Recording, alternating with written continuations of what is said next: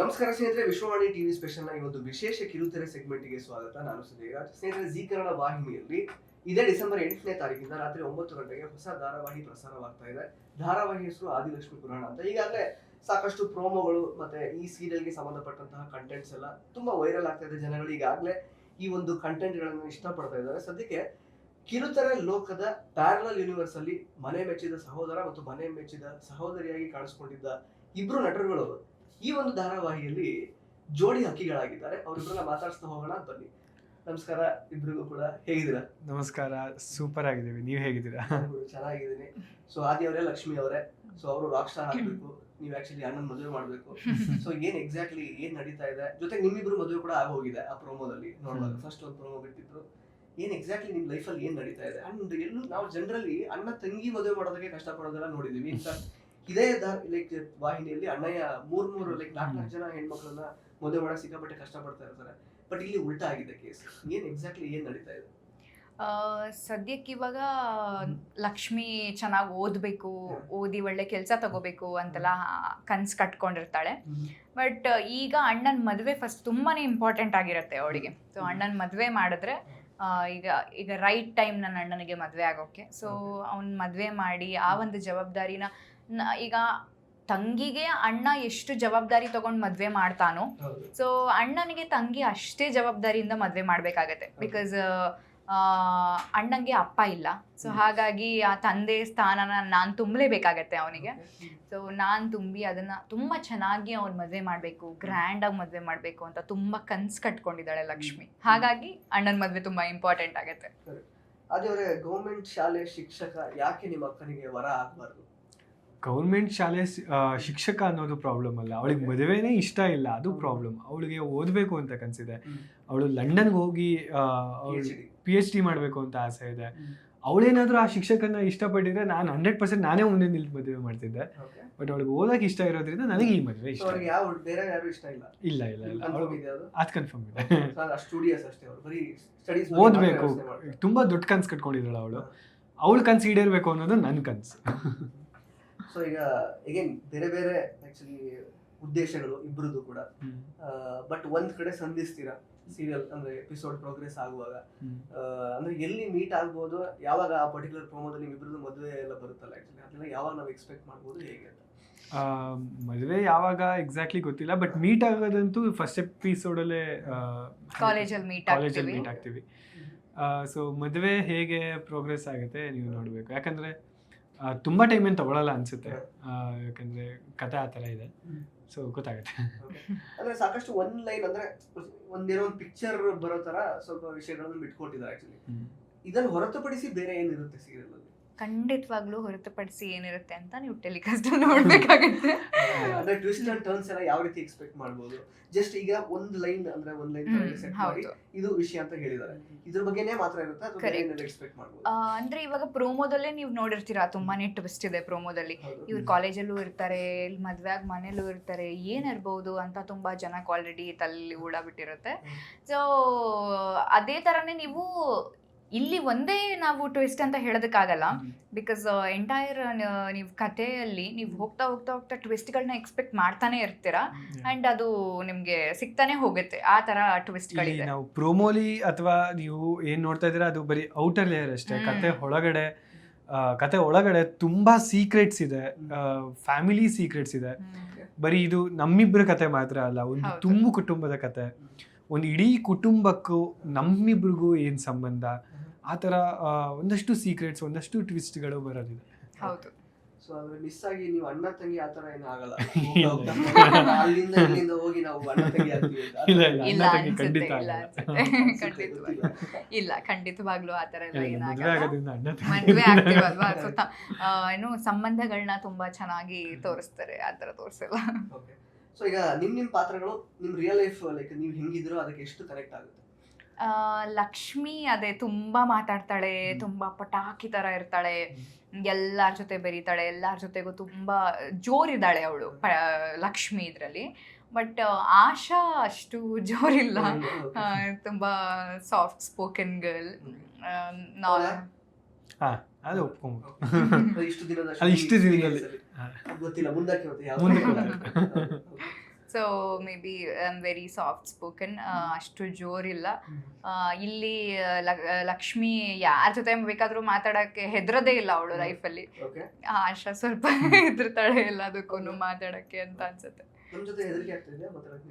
ಆದ್ರೆ ಇವಾಗ ಒಂದ್ 4-5 ಇಂಟರ್ವ್ಯೂಸ್ ಅದನ್ನೇ ಹೇಳ್ದೆ, ಇವಾಗ ಒಂದ್ 4-5 ಇಂಟರ್ವ್ಯೂಸ್ ಮಾಡಿದ್ರಿಂದ ಸ್ವಲ್ಪ ಧೈರ್ಯ ಬಂತು ಅಂತ ಹೇಳ್ಕೊಂಡೇ ಬಂದೆ ಇವಾಗ.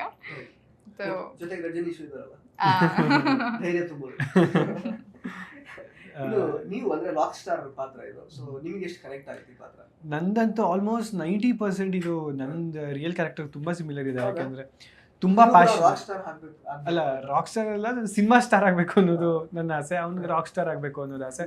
ಬಟ್ ಕನ್ಸುಗಳು ಒಂದೇ, ಫೇಮ್ ಅನ್ನೋದು ಆ ಕನ್ಸುಗಳು, ಜನ ಸೇರ್ಬೇಕು, ಜನನ ಹತ್ರ ಆಟೋಗ್ರಾಫ್ ತಗೋಬೇಕು, ಆ ಥರ ಕನ್ಸುಗಳು ಅವನಿಗಿದೆ. ನನಗೂ ಆಲ್ಮೋಸ್ಟ್ ಅದೇ ಥರ ಕನ್ಸುಗಳಿರೋದು. ಆ್ಯಂಡ್ ಫ್ಯಾಮಿಲಿ ಅಂದರೆ ತುಂಬ ಇಷ್ಟಪಡ್ತಾನೆ, ನಾನು ತುಂಬ ಫ್ಯಾಮಿಲಿ ಅಂದರೆ ಇಷ್ಟಪಡ್ತೀನಿ. ವೆರಿ ಸ್ಟೈಲಿಶ್ ಕ್ಯಾರೆಕ್ಟರ್, ಅವ್ನ ಬಟ್ಟೆಗಳು ತುಂಬ ಚೆನ್ನಾಗಿ ಬಟ್ಟೆಗಳು ಹಾಕ್ತಾನೆ. ಆ್ಯಂಡ್ ಅವ್ನ ಸುತ್ತ ಇರೋರು ಎಲ್ಲರೂ ಅವನ್ನ ಇಷ್ಟಪಡ್ತಾರೆ ಅಂತ ಕ್ಯಾರೆಕ್ಟರ್. ನನಗೆ ತುಂಬ ಸಿಮಿಲರ್ ಅನಿಸುತ್ತೆ. ಒಂದು ವಿಷಯ ಏನು ಅಂದರೆ ಆದಿ ಲಕ್ಷ್ಮಿಗೆ ಬಾಯಿಗೆ ಬಂದಂಗೆ ಬೈತಾನೆ, ಜಗಳ ಆಡ್ತಾನೆ. ರಜನೀಶ್ ಜಗಳ ಆಡಲ್ಲ. ರಜನೀಶ್ ಮತ್ತೆ ಲೈಕ್ ಆಶಾ ಅವರಿಗೆ ಅಂದ್ರೆ ಈಗ ಬೇರೆ ಬೇರೆ ವೇದಿಕೆಗಳಲ್ಲಿ ಆಕ್ಚುಲಿ ವರ್ಕ್ ಮಾಡ್ತಾ ಇರ್ತೀರಾ. ಅಫ್ಕೋರ್ಸ್ ಇದೊಂದೀಗ ತುಂಬಾ ಇನ್ನೂ ಜನಗಳಿಗೆ ಇನ್ನಷ್ಟು ಹತ್ರ ಆಗುವಂತಹ ಒಂದು ವೇದಿಕೆ ಇದೊಂದು ಧಾರಾವಾಹಿ ಇವಾಗ.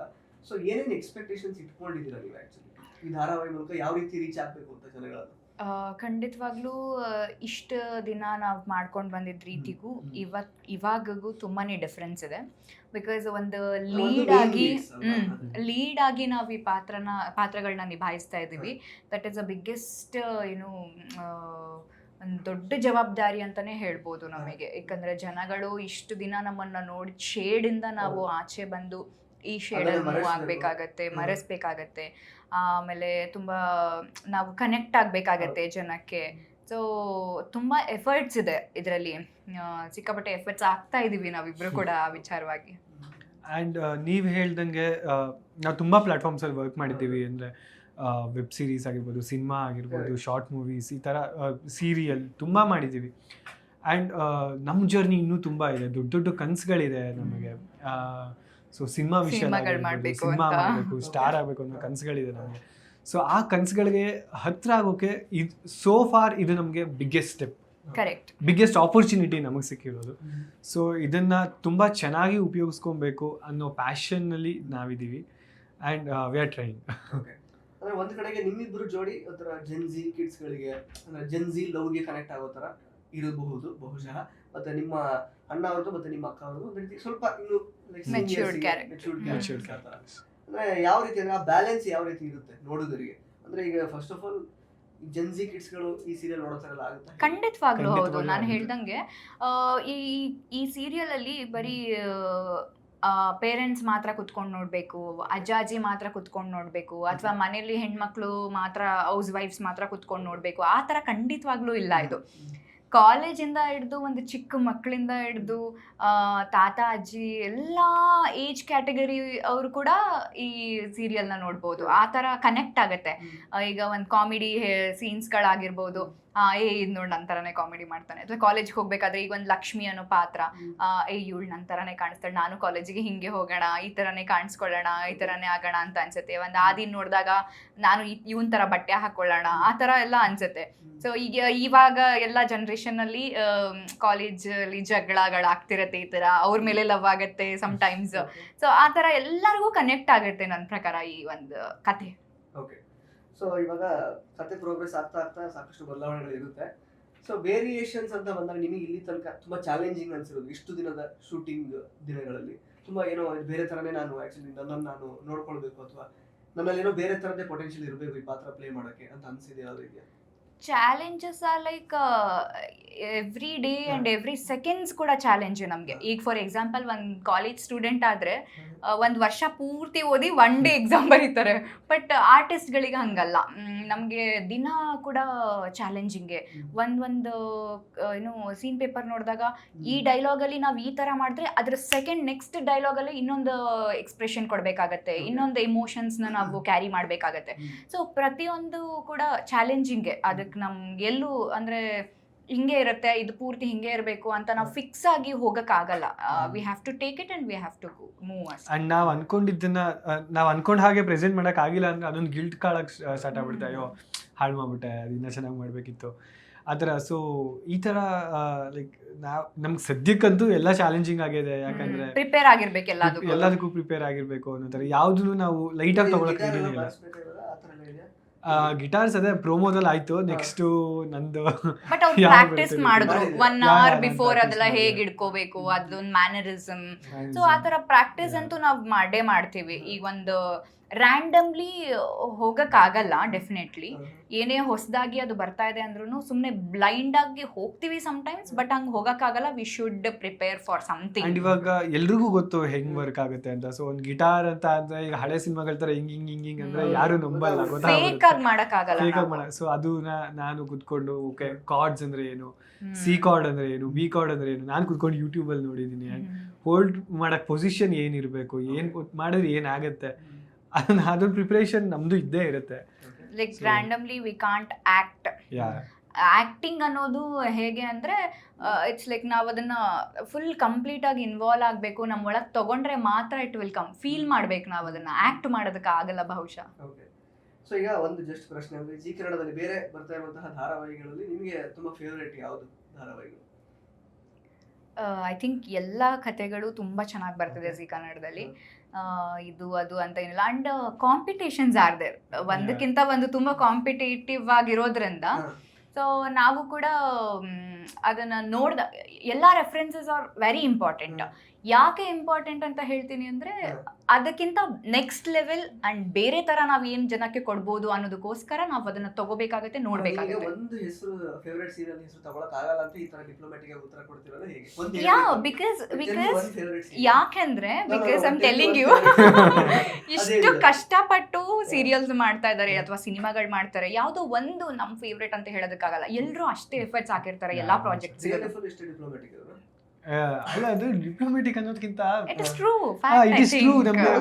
ಈ ಸೀರಿಯಲ್ ತುಂಬಾ ಇಷ್ಟ ನನಗೆ ಅಂತ ಹೇಳೋದಾದ್ರೆ ಅಲ್ಲಪ್ಪ, ಇನ್ನೊಂದ್ ತರ ಕೇಳ್ತೀನಿ. ಈಗ ಮಹಾಸಂಗಮ ಮೋಸ್ಟ್ಲಿ ನಾವು ಎಕ್ಸ್ಪೆಕ್ಟ್ ಮಾಡ್ಬೋದು, ಒಂದು 100 ಎಪಿಸೋಡ್ಸ್ ಆದ್ಮೇಲೆ ಏನೋ ನೀವು ನಿಮ್ಮನ್ನ ಬಂದು ಶಿವಣ್ಣ ಕಾಪಾಡೋದು ನಮ್ಮ ಹಳೆಯ ಧಾರಾವಾಹಿಯಿಂದ ಆಯ್ತು, ಇನ್ನು ಕನ್ನಡ ಬಂದಿರೋ ಆಪರೇಷನ್ ಮಾಡೋದು ಏನೋ ಸಮಥಿಂಗ್ ಎಲ್ಲ ಎಕ್ಸ್ಪೆಕ್ಟ್ ಮಾಡ್ಬೋದು. ಸೊ ಯಾರ ಜೊತೆ ಕೊಲಾಬ್ರೇಟ್ ಮಾಡಕ್ ಇಷ್ಟಪಡ್ತೀರಾ ಅಥವಾ ನೀವ್ ಎದುರು ನೋಡ್ತಾ ಇದ್ದೀರಾ?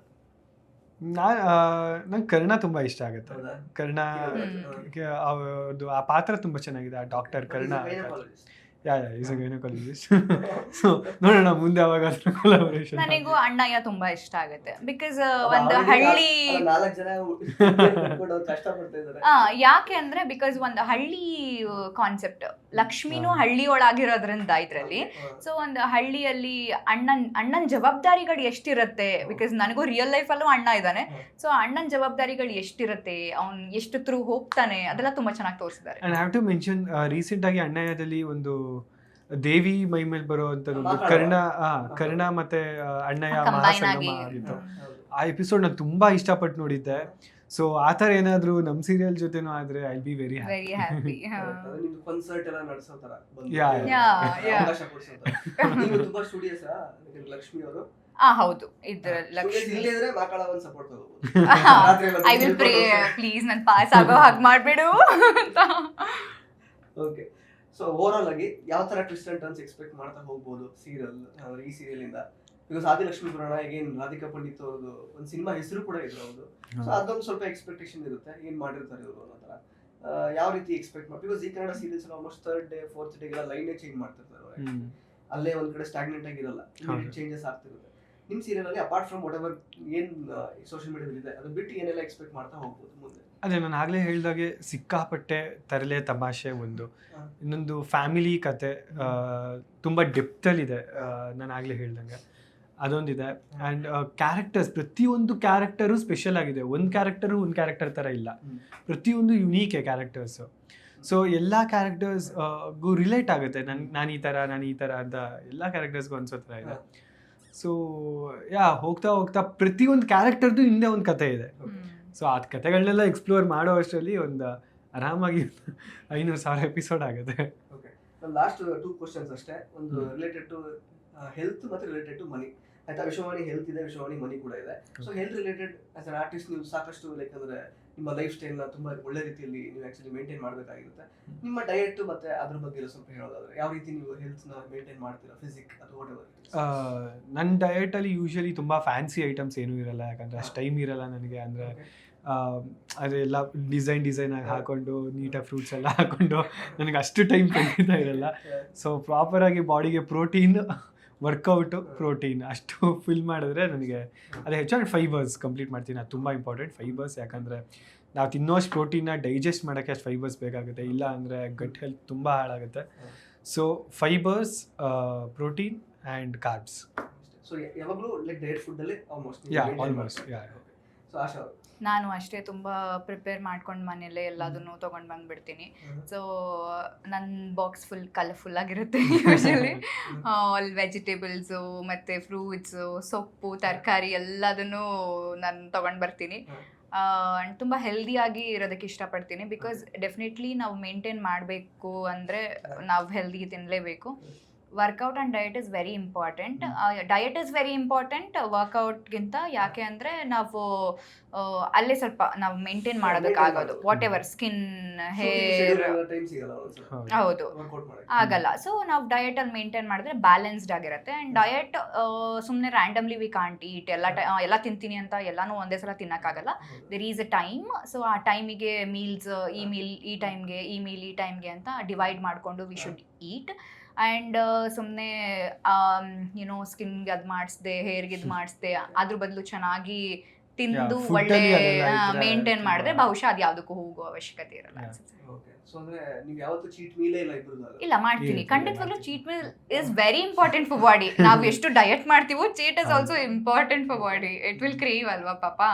ಸೊ ವೀಕ್ಲಿ ಒನ್ಸ್ ಫಿಸಿಕಲ್ ಹೆಲ್ತ್ಗೆ ಡಯಟ್ ಫುಡ್, ಮೆಂಟಲ್ ಹೆಲ್ತ್ಗೆ cheat meal. So weekly once ಯಾರ್ಯಾರು ಡಯಟ್ ಮಾಡಬೇಕು. ಹ್ಯಾಪಿನೆಸ್. ಸೊ ಇನ್ನು ಮನಿ ವಿಷಯಕ್ಕೆ ಬರೋದಾದ್ರೆ ಆಕ್ಚುಲಿ ಅಫ್ಕೋರ್ಸ್ ಜೀ ಕನ್ನಡ ವಾಹಿನಿಗೆ ಬಂದಿದ್ದೀರಾ, ಪೇಮೆಂಟ್ ತುಂಬ ಇವಾಗ ಇನ್ಕ್ರೀಸ್ ಆಗಿರುತ್ತೆ ಇಬ್ಬರದ್ದು ಕೂಡ. ಸೊ ಹೆಂಗೆ ಮನಿ ಮ್ಯಾನೇಜ್ಮೆಂಟ್ ಎಲ್ಲ ಯಾವ ರೀತಿ ಮಾಡಬೇಕು, ಸೊ ನಮ್ಮ ಪ್ರೇಕ್ಷಕರಿಗೆ ಹೇಳೋದಾದ್ರೆ ಎಷ್ಟು ದಿನ ಶೂಟಿಂಗ್ ಇದೆ ಆಕ್ಚುಲಿ ಇವಾಗ ನಿಮಗೆ ಬರ್ತಿರೋದು? 20-30 ಈಗ ಸದ್ಯಕ್ಕೆ ಸ್ವಲ್ಪ ಜಾಸ್ತಿನೇ ಮಾಡ್ತಾ ಇದೀವಿ. ಬಿಕಾಸ್ ಇನಿಷಿಯಲ್ ಆಗಿ ನಾವು ಜಾಸ್ತಿ ಎಪಿಸೋಡ್ಸ್ ಬ್ಯಾಂಕಿಂಗ್ ಮಾಡ್ಕೊಬೇಕು. 15 to 20. 40,000 into 20. ನೀವೇ ನಮ್ಮ ರೆಮ್ಯುನರೇಷನ್ ಫಿಕ್ಸ್ ಮಾಡ್ಕೊಂಡು ಕ್ಯಾಲ್ಕುಲೇಟ್ ಮಾಡ್ಬಿಟ್ರ. ಬ್ಯಾಲೆನ್ಸ್ ಹೆಂಗ್ ಮಾಡ್ಬೇಕಂದ್ರೆ ನಮ್ದು ಯೂಶಲಿ ಖರ್ಚುಗಳು ಜಾಸ್ತಿನೇ ಇರುತ್ತೆ. ಬಿಕಾಸ್ ನಾವು ಕಾಸ್ಟ್ಯೂಮ್ಸು, ಜುವೆಲ್ಸು ಎಲ್ಲದಕ್ಕೂ, ಮತ್ತೆ ನಮ್ದು ಡಯಟ್ ಅಂತ, ವರ್ಕೌಟ್ ಅಂತ, ಸೊ ತುಂಬಾನೇ ಖರ್ಚುಗಳಿರುತ್ತೆ. ಸೊ ಅದನ್ನ ನಾವು ಮಾಡಲೇಬೇಕು. ಬಿಕಾಸ್ ನಾವು ವರ್ಕ್ ಮಾಡ್ತಿರೋದೇ ಅದಕ್ಕೋಸ್ಕರ. ನಾವಿವಾಗ ಚೆನ್ನಾಗಿ ಕಾಣಿಸ್ಬೇಕು ಅಂತಂದ್ರೆ we should work on it ಅಂದಾಗ ದುಡ್ಡು ಖರ್ಚಾಗೇ ಆಗುತ್ತೆ, ಖರ್ಚಾಗದೆ ಅಂತೂ ಇರೋದಿಲ್ಲ. ಸೊ ಅದ್ರ ಜೊತೆಗೆ ಎಷ್ಟಾಗುತ್ತೋ ಅಷ್ಟು ಸೇವ್ ಮಾಡೋದು ತುಂಬಾ ಇಂಪಾರ್ಟೆಂಟ್ ಆಗುತ್ತೆ. Because as A normal savings account ಅಲ್ಲಿ ಅಷ್ಟೇ, ನಾಟ್ ಎನಿ ಪರ್ಟಿಕ್ಯುಲರ್ ಆ ಥರ ಎಲ್ಲ ಏನೂ ಇಲ್ಲ. May be so just I will save the money, ಆಡಿ ಆ ಥರ ಏನೂ ಇಲ್ಲ. So I will save. I prefer I will save ಅಷ್ಟೇ I know, because I'm very strict that ನಾನು ಸೇವ್ ಮಾಡಿದ್ರೆ ವಾಪಸ್ ತೆಗಿಯಲ್ಲ. I'm very strict. ಇಲ್ಲ ಆ ಥರ ಏನಿಲ್ಲ, ಅದರಿಂದ ತೆಗಿಯಲ್ಲ. ಏನು ಸೇವ್ ಅಮೌಂಟ್ ಹಾಕಿರ್ತೀನೋ ಅದರಿಂದ ತೆಗಿಯಲ್ಲ. ಸೊ ಒಂದು ತಿಂಗಳಲ್ಲಿ ಇಷ್ಟು ಸ್ಯಾಲ್ರಿ ಬಂದಿದ್ರೆ ಇಷ್ಟು ಸೇವಿಂಗ್ಸ್ ಅಂತ ಹೋಗ್ಬಿಡ್ಬೇಕು, ಅದು ಕಂಪಲ್ಸರಿ. ಇವ್ರು ಹೇಳ್ದಂಗೆ ಇನ್ವೆಸ್ಟ್ಮೆಂಟ್ ನಮ್ಗೆ ತುಂಬ ಇರುತ್ತೆ, ಕಾಸ್ಟ್ಯೂಮ್ಸ್ಗೆ, ಊಟಕ್ಕೆ, ಮೇಕಪ್, ಅದು ಇದು ಅಂತ. ಸೊ ಆ ಗ್ಯಾಪಲ್ಲಿ I prefer saving it on online ಗೋಲ್ಡಲ್ಲಿ ನಾನು ಗೋಲ್ಡ್ ಪರ್ಚೇಸ್ ಮಾಡ್ಕೊತೀನಿ ಸಾಧ್ಯ ಆದಷ್ಟು. ಸೊ ಹಣ ಆಗಿ ಕನ್ವರ್ಟ್ ಮಾಡ್ಬೋದು, ಯಾವಾಗ ಬೇಕೋ ಅದನ್ನ ತಗೊಬೋದು. ಆದಷ್ಟು ನಾನು ತಗೊಳಕ್ಕೆ ಇಡ್ತಾ ಇದ್ದೀನಿ, ಸ್ವಲ್ಪ ಆದಷ್ಟು ಅವಾಯ್ಡ್ ಮಾಡ್ತೀನಿ. ನಾನು ಚಿನ್ನ ಮೈ ಮೇಲೆ ಹಾಕೊಳಕ್ ನಂಗೆ ಸ್ವಲ್ಪನೂ ಇಷ್ಟ ಇಲ್ಲ, ಅದನ್ನ ಇನ್ವೆಸ್ಟ್ಮೆಂಟ್ ಆಗಿ ಅಷ್ಟೇ ಯೂಸ್ ಮಾಡ್ತಾ ಇರೋದು ನನ್ನ ಚಿನ್ನನ. ಸೊ ಗೋಲ್ಡ್ ಇನ್ವೆಸ್ಟ್ ಮಾಡೋದು ತುಂಬ ನನಗೆ ಅದು ತುಂಬ ಬೆಟರ್ ಅನ್ನಿಸ್ತು. ಯಾಕಂದರೆ ಬೇರೆ ಮ್ಯೂಚುವಲ್ ಫಂಡ್ಸ್ ಅಥವಾ SIP ರಿಸ್ಕ್ ಇರೋ ಚಾನ್ಸಸ್ ಇರುತ್ತೆ, ಬಟ್ ಗೋಲ್ಡ್ ರೇಟ್ ಇದುವರೆಗೂ ಬಿದ್ದಿರೋದನ್ನ ನೋಡಿಲ್ಲ. ಸೊ ನನಗೆ ಸ್ವಲ್ಪ ಅದ್ರ ಮೇಲೆ ನಂಬಿಕೆ ಜಾಸ್ತಿ. ಸೊ ಗೋಲ್ಡ್ ಮೇಲೆ ಇನ್ವೆಸ್ಟ್ ಮಾಡ್ತೀನಿ. ಆ್ಯಂಡ್ ಸೇವ್ ಮಾಡೋ ಗ್ಯಾಪಲ್ಲಿ ಎಂಜಾಯ್ ಮಾಡೋದನ್ನ ಮರಿಬೇಡಿ ಅಂತ ಹೇಳ್ತೀನಿ. Correct, everything should be equal ಅಷ್ಟೇ. ಮೆಮೊರೀಸ್, ಟ್ರಾವೆಲ್, ಫುಡ್ ಅದ್ರ ಮೇಲೆ ಖರ್ಚು ಮಾಡ್ತೀನಿ. Off camera. So thank you so much, ಸಾಕಷ್ಟು ವಿಷಯಗಳನ್ನ ಹಂಚ್ಕೊಂಡಿದ್ದೀರಾ. ಸೊ ಡಿಸೆಂಬರ್ 8ನೇ ತಾರೀಕು ರಾತ್ರಿ 9 ಗಂಟೆಗೆ ಆದಿಲಕ್ಷ್ಮಿ ನೋಡೋದಕ್ಕೆ ಜನ ಕಾಯ್ತಾ ಇರ್ತಾರೆ. ಏನೆಲ್ಲ ಎಕ್ಸ್ಪೆಕ್ಟ್ ಮಾಡ್ಕೊಂಡು ನಿಮ್ಮನ್ನು ನೋಡ್ಲಿಕ್ಕೆ ಅವರು ಟಿವಿ ಮುಂದೆ ಕೂತ್ಕೋಬೇಕು? ಏನ್ ಟ್ವಿಸ್ಟ್ ಇದೆ, ಏನ್ ಕತೆ, ಇವ್ರಿಬ್ಬರದು ಏನ್ ಪುರಾಣ ಅಂತ ನೋಡೋದಕ್ಕೋಸ್ಕರನಾದ್ರೂ ನೀವು ಆದಿಲಕ್ಷ್ಮಿ ಪುರಾಣನ ನೋಡ್ಬೇಕಾಗತ್ತೆ. ಅದು ಅಲ್ಲದೆ ಇನ್ನೇನು ಆದಷ್ಟು ಬೇಗ ನಾವಿಬ್ರು ನಿಮ್ ಕಣ್ಮುಂದೆ ಬರ್ತಾ ಇದೀವಿ. ಇಷ್ಟು ದಿನದಿಂದ ನಾವಿಷ್ಟು ಎಫರ್ಟ್ಸ್ ಹಾಕಿ ಹೀರೋಯಿನ್ ಆಗ್ಬೇಕು ಅಂತ ಕಷ್ಟಪಟ್ಟಿದೀವೋ, ನೀವು ನಮ್ಮನ್ನ ಎಷ್ಟೊಂದು ಜನ ನಮ್ಮ ಫ್ಯಾನ್ಸ್ಗಳು ನಮ್ಮನ್ನ ಹೀರೋಯಿನ್ ಆಗಿ ನೋಡ್ಬೇಕು ಅಂತ ಆಸೆ ಪಟ್ಟಿರೋರ್ಗೂ ಕೂಡ ಇದು ಒಂದು ಸರ್ಪ್ರೈಸಿಂಗ್ ಥಿಂಗ್. ಅದಕ್ಕೆ ನೀವು ಆದಿಲಕ್ಷ್ಮಿ ಪುರಾಣನ ಡಿಸೆಂಬರ್ 8ನೇ ತಾರೀಕಿಂದ 9 ಗಂಟೆಗೆ ನೋಡಿ ಅಂತ ಕೇಳ್ಕೊತೀನಿ. ಆ್ಯಂಡ್ ಅದೇ ಇವ್ರು ಹೇಳ್ದಾಗೆ ನಮ್ಮನ್ನ ನಾವು ಹೀರೋಯಿನ್ ಆಗಿ ನೋಡಬೇಕು ಅಂತ ನಮಗೆ ಎಷ್ಟು ಆಸೆ ಇತ್ತೋ, ಜನ ಅದಕ್ಕಿಂತ ಜಾಸ್ತಿ ಆಸೆ ಪಡ್ತಿದ್ರು. ಹೀರೋ ಆಗಿ ಬನ್ನಿ, ಹೀರೋಯಿನ್ ಆಗಿ ಬನ್ನಿ ಅಂತ ತುಂಬ ಮೆಸೇಜ್ ಮಾಡ್ತಿದ್ರು. ಸೊ ಆ ಮೂಮೆಂಟ್ ಬಂದಿದೆ. ಸೊ ಅಷ್ಟೇ ಪ್ರೀತಿ ಕೊಡಿ ಅಂತ ನಾನು ಕೇಳ್ತೀನಿ. ಆ್ಯಂಡ್ $200 ಕೊಟ್ಟು ಥಿಯೇಟ್ರಲ್ಲಿ ನೀವು ಹೋಗಿ ಒಂದು ಸಿನಿಮಾ ನೋಡೋ ಎಂಟರ್ಟೈನ್ಮೆಂಟ್ನ ನಾವು ಮನೆಯಲ್ಲೇ ಕೊಡ್ತೀವಿ. ಪ್ರತಿಯೊಬ್ಬರು ಮನೆಗೆ ಬರ್ತೀವಿ. ಡಿಸೆಂಬರ್ 8 ರಾತ್ರಿ 9 ಗಂಟೆಗೆ ಯಾವ ಕಮರ್ಷಿಯಲ್ ಸಿನಿಮಾಗೂ ಕಮ್ಮಿನೇ ಇಲ್ಲ. ಸೊ ಮಿಸ್ ಮಾಡದೆ ನೋಡಿ ಅಂತ ಹೇಳ್ತೀವಿ. Thank you so much. So Adilakshmi ಇಬ್ಬರಿಗೂ ಒಳ್ಳೆದಾಗಿ. ಲಕ್ಷ್ಮಿ ನಿಮ್ಮ ಆಕ್ಚುಲಿ ತುಂಬಾ ನಿಮ್ಮ ಲೈಫಿಗೆ ತುಂಬಾ ಕನೆಕ್ಟೆಡ್ ಆಗಿದೆ. ಸೊ ಇದರಿಂದ ಮತ್ತಷ್ಟು ಆದಿ ಆಗ್ಲಿ, ಲಕ್ಷ್ಮಿ ಇನ್ನೊಂದು ಸ್ವಲ್ಪ ದುಡಿಯೋದಕ್ಕೆ ಅಂತ ನಾನು ಆಶಿಸ್ತೀನಿ. ಆಲ್ ದಿ ಬೆಸ್ಟ್ ಇಬ್ಬರಿಗೂ. Thank you. ಸೊ ಸ್ನೇಹಿತರೆ, ಇದಾಗಿತ್ತು ಆದಿಲಕ್ಷ್ಮಿಯ ಮಾತುಗಳು. ಸೊ ಆದಿಲಕ್ಷ್ಮಿ ಪುರಾಣ ಧಾರಾವಾಹಿ ಇದೇ ಡಿಸೆಂಬರ್ 8ನೇ ತಾರೀಕು ರಾತ್ರಿ 9 ಗಂಟೆಗೆ ಜೀ ಕನ್ನಡ ವಾಹಿನಿಯಲ್ಲಿ ಪ್ರಸಾರವಾಗುತ್ತೆ. ದಯವಿಟ್ಟು ಈ ಧಾರಾವಾಹಿಯನ್ನು ಜೀ ಕನ್ನಡ ವಾಹಿನಿಯಲ್ಲಿ ನೋಡಿ. ಇನ್ನೊಂದು ಆಪ್ಷನ್ ಕೂಡ ಇದೆ, ZEE5 ಕೂಡ ಈ ಧಾರಾವಾಹಿಯನ್ನು ನೋಡಬಹುದು. ಧನ್ಯವಾದಗಳು. ಇಂಟ್ರೆಸ್ಟಿಂಗ್ ಮತ್ತು ಇನ್ಫಾರ್ಮೇಟಿವ್ ವಿಡಿಯೋಗಳನ್ನ ಮಿಸ್ ಮಾಡ್ಕೋಬೇಡಿ. ಈಗಲೇ ಸಬ್ಸ್ಕ್ರೈಬ್ ಮಾಡಿ.